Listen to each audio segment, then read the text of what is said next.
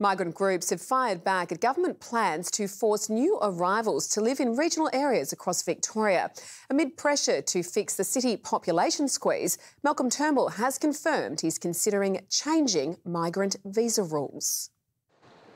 Regional versus the city. It's a choice all Australians have, but not all migrants. My family came here about 5 years ago and we all been forced to live in Adelaide. The Iranian refugee was desperate to settle in Melbourne with relatives, instead sent to Adelaide, a classified regional area. I think everyone as human being, they got the right to decide where they can live and when they can find that place to love. But the government's now considering strengthening those laws even further, keeping migrants with regional visas in the bush for longer, amid fears too many are leaving early and moving to congested capitals. In the national interest of Australia and Australia alone. It's a recruitment exercise. Australia's population set to hit 25 million next month. Over half of that growth's a result of migration.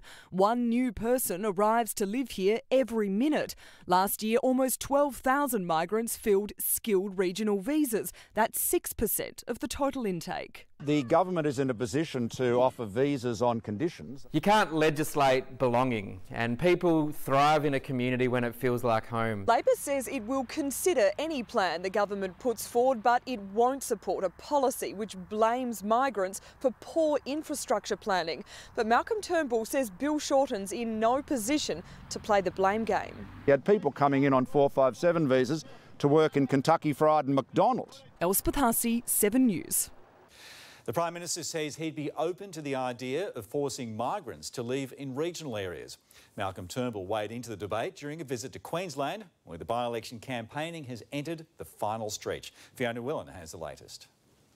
On a sunny Queensland sporting field, firm handshakes for young soccer players, as the Prime Minister backed one of his key players in the Super Saturday race. It would have been very hard to get past, Trev. The 5 by-elections are now just 1 week away, but the government seems to have its eyes on a bigger prize. It is. It appears to be road testing ideas that could win votes at the general election. We have a absolutely considered, calibrated migration policy, but we're always seeking to improve it. With claims a population boom is cramping our big cities and pushing up house prices, the government is considering a plan to force migrants to live and work in the bush.